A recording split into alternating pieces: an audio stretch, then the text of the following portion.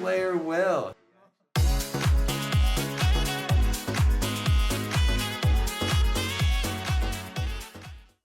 Welcome back, Visions fans. Ready Player Will here. This is the Lilyth in-depth character review. Brand new 70 cost unit added to the game this week as part of the Lightcast. But before getting ahead of myself, the review today, pretty standard things.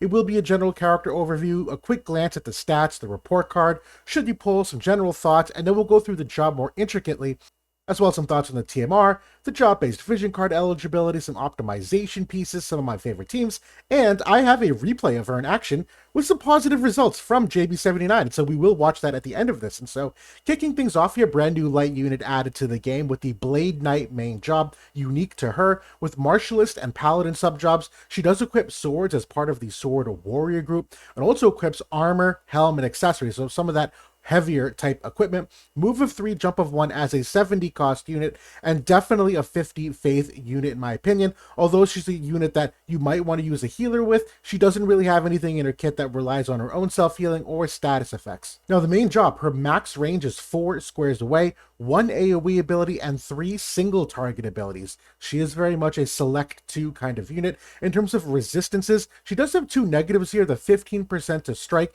and the minus 5% to missile. Not the end of the world, but 15% to strike is a little bit noteworthy that it is an angle you can take against her, but the rest of them pretty healthy here. In terms of the ailment resistances, 50% to poison and frostbite, and the 10% to immobilize. So the frostbite and immobilize are certainly nice. I would have loved to see some curse resistance, but even then we are seeing some transitions in the game, so not the end of the world, but yeah, whatever. The mastery ability here, she does have 15 debuff weakening, 30 reaction block rate, and the dream ability is 15 AoE resistance and 20% accuracy here. Now for the base stats, overall, she looks like a 100 cost unit, quite frankly, from a base stat perspective. She's right there in the HP pool, in the highest bucket of base HP. The dexterity is actually above average in many regards, and even the luck is at the top end of my threshold there at 198 for base luck. They did really good things here for a 70 cost in terms of overall base stats, even the total stats. Not a lot that falls back down to earth, if you know what I mean, where they've given her a lot of agility points, and overall, she still holds up pretty decently from a total stat perspective. Now, for the rest of the stats here, overall agility, she does have a passive you can equip. Without that, she's at about 82 agility, up to 89 innately. Not top of the charts, but you're only 1 or 2 agility points off from them. It's actually rather promising that you can get her to that level. And the other stats here, innate critical hit rate, pretty average. The crit avoidance rate, pretty mundane. The accuracy starts off in a really good spot. There are no passives to bump it though, so she does stay there, but that's in the gradient of new era characters. But the accuracy is something to look out for, as we'll see. And the luck scaling equips for evade potential is also there. It's not amazing, but she's on that gradient with many of the other 100 cost units that came out lately. So this is overall decently promising from a stat perspective, but not without its holes. For the overall report card, she does do pretty decently overall for effective HP and survivability. You do have opportunities to make her more tanky should you decide to go that route, but you also could make her more offensive in nature. Her damage is fine. Her penetrations aren't amazing, quite frankly. You'll probably need a lot of external vision card support to get her to higher levels of that, but she does have some unit res penetration, which is really nice. The agility too, as we mentioned, is relatively fast. I don't think that's a weakness. The accuracy, not bad, but no accuracy passives, no guaranteed hits, no increased percent chance hit either in the kit. So that is something you will have to kind of try to fit in there somewhere, or just know that it's a weakness as a 70 cost unit. The evasion, again, I don't consider an evade unit, but great base luck stat with good vision card support for it. The movement is a B because her agility passive is a move +1, so she does have some extra flexibility in that regard. The auto ease of use is a D for me though. The teammate buff she has does repeat. There are questions on what's the optimal sub job, and the passives, you can equip all of them, you can only pick 2.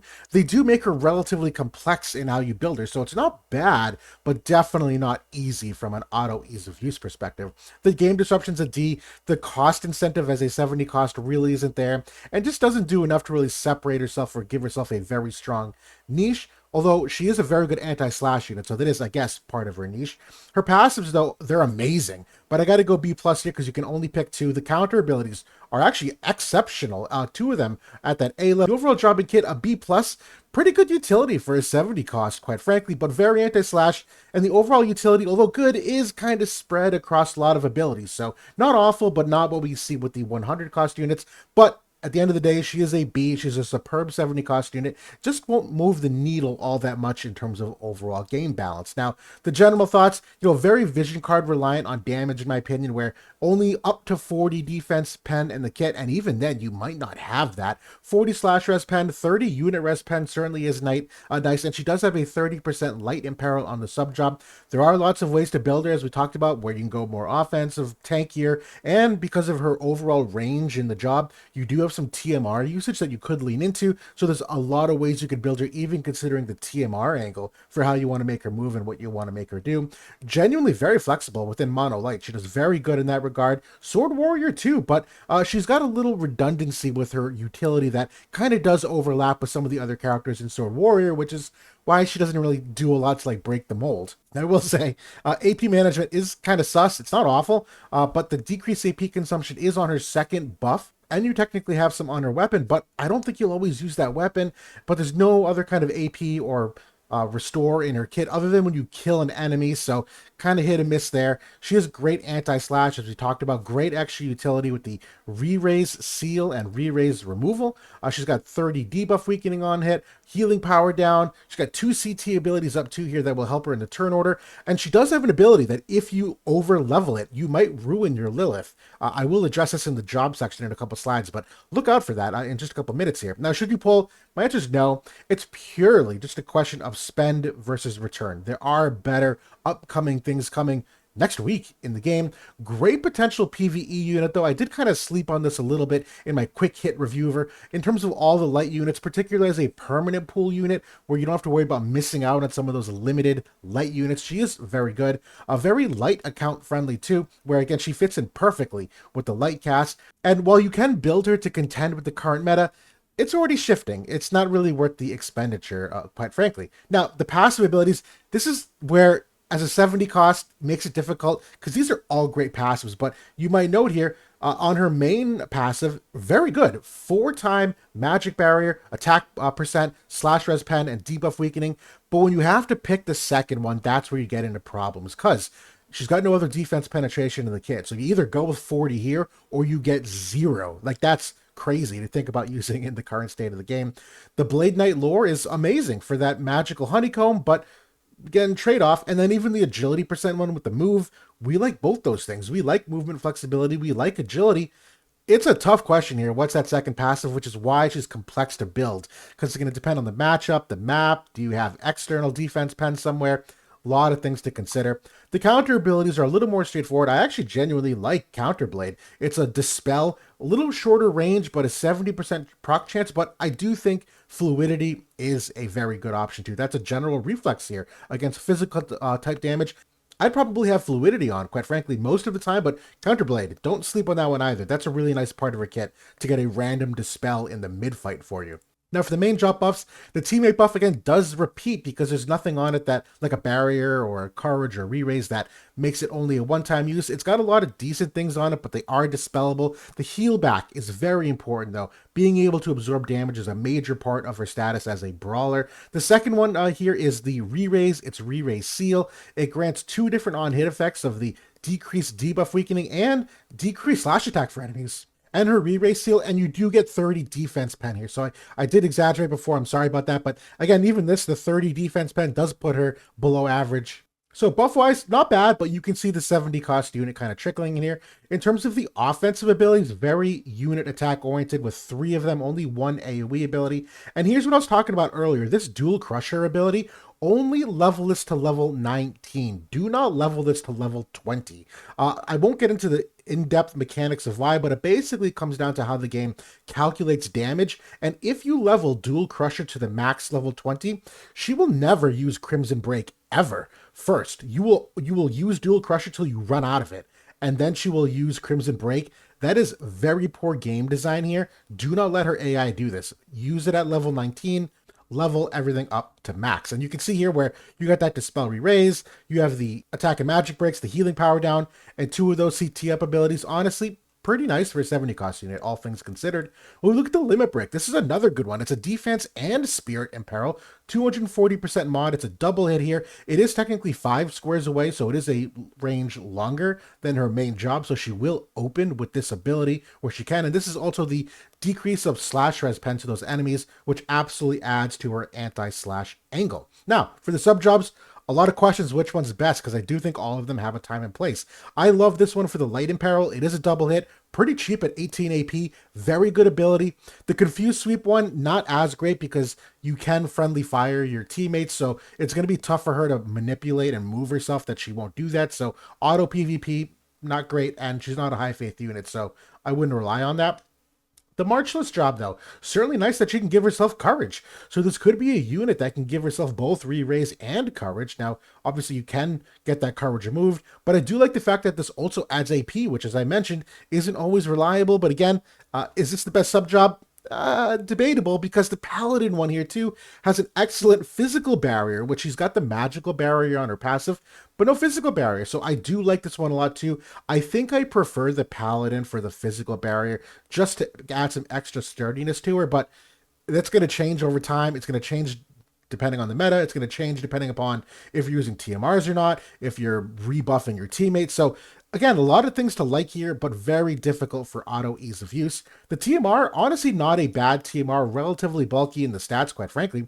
It is a teammate buff that, again, will repeat, so not the end of the world, but you got to be careful with this. It's some unit res, and it's another on-hit effect of decreasing human killer for magic attacks. So this is excellent for any of these magic units with follow-ups like Gilgamesh, Shreka, the future Sottily unit. This will help reduce the damage of that follow-up attack and all of their attacks, quite frankly. But that's the biggest upside, is the follow-up attack, because that 20 human killer down is a major decrease in the modifier of those abilities. And it's not just for herself, but it's also for the person she buffs. So it is nice to get that applied to 2 different people.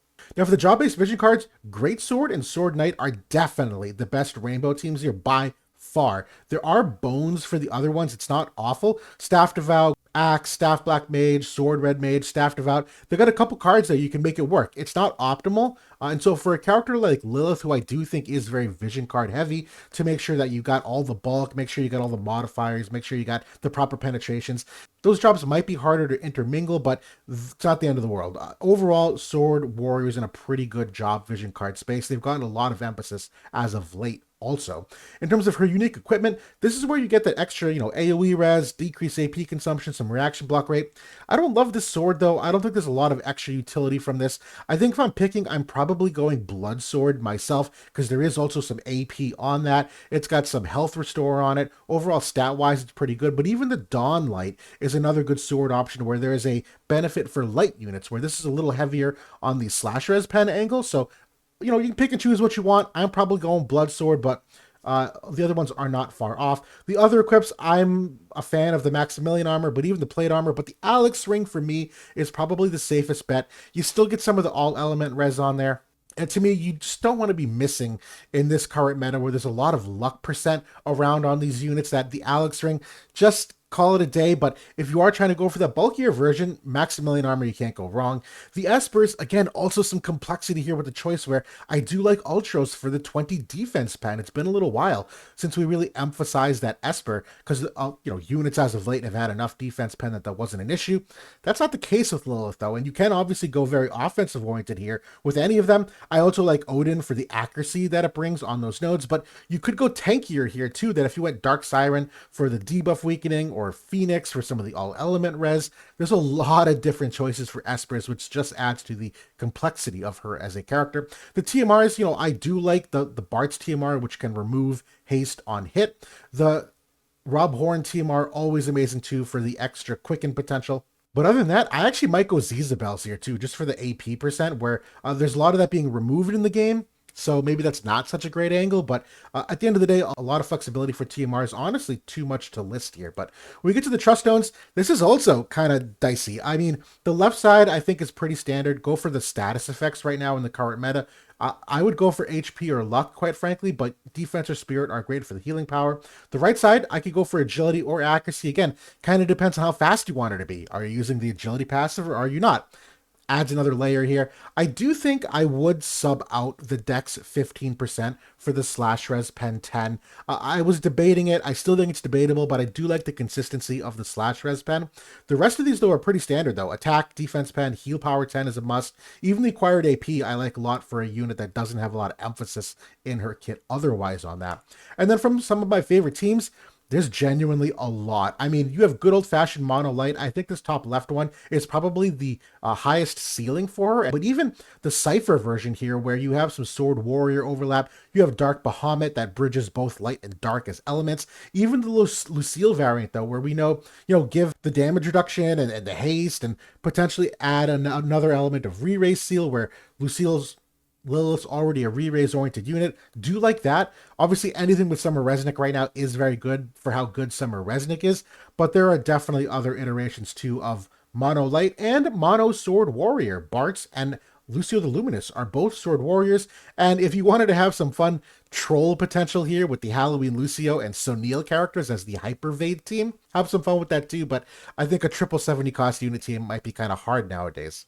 So I'm going to bring up this replay now. It doesn't have any sound on it, but it's versus a Sephiroth, Summer Resnick, and Shreka team. Now, this does go somewhat favorably. There is some RNG in here and randomness in what status effects proc, but it's very promising to see Lilyth competitive at no reincarnations, where this team that JB79 is fighting against is a near fully reincarnated team, not Resnick, but the DPS are. And so this is a good stress test to see at minimum how good she can do. And so you are seeing that teammate buff come out a second time here.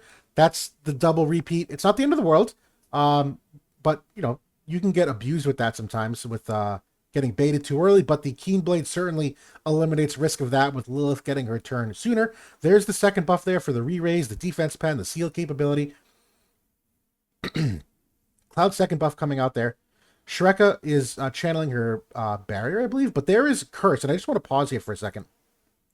This curse, no one gets cursed. This is luck, though. They do have Truststones equipped, so JB is hedging his odds so that he does not get cursed. Should either one of these units get cursed right now, though, because I'm fairly certain that Cloud is not in range of Resnick's aura. I think Lilyth might be on the very edge, but if Cloud gets cursed here, this fight's way different, but that's true for any team. So I just want to caveat that, but nice to see that it does not proc there. Lilyth coming in there, misses on the Sephiroth, but gets the limit break of the defense and spirit imperils. The slash res pen down. Cloud comes in there, boom! Protector move on both of them. Really great start to the fight here. Here comes the immobilize. It does land on Cloud, but he's already pretty close, not the end of the world. Sephiroth comes in here now, gets reflexed by Lilyth. So there's that second counter ability option. Obviously, Summer Resnick coming in here great with the CT up. Damage-wise, it's not incredible, not awful, considering the lack of penetrations, but right now, really in this back and forth of seeing who can out heal and out damage the others, you're seeing all of that buff removal from Sephiroth, so all of those dispellable buffs are gone on Lilyth, but doing her job here, gets the kill on Shreka. Cloud is setting up that light slash chain that you are going to see Lilyth hopefully capitalize on and do extra damage because of it. Lilyth taking some good damage there from Sephiroth, and there's 8,000 damage on Resnick to secure the kill, finishing that Cloud chain. The re-raise does happen, so Cloud, again, getting those chains way up, even higher. Lots of damage there. Still now at this point, it's just a matter of time, and Lilyth gets the kill here. The re-raise, unfortunately, not removed yet, just because of the re-raise seal, but that's the fight. Overall, very promising, considering no reincarnations on this Lilyth. And again, a little dicey with whether or not you get cursed at all in that team fight iteration. There's some status effect things that obviously can go wrong with being immobilized. But overall, better than I would have thought, and I think that's a good thing for her. But thanks for watching, everybody. Per usual, comments, questions, critiques, criticisms, anything you want in the comment section below. Love interacting with you guys, but thank you for watching. I'll talk to y'all later.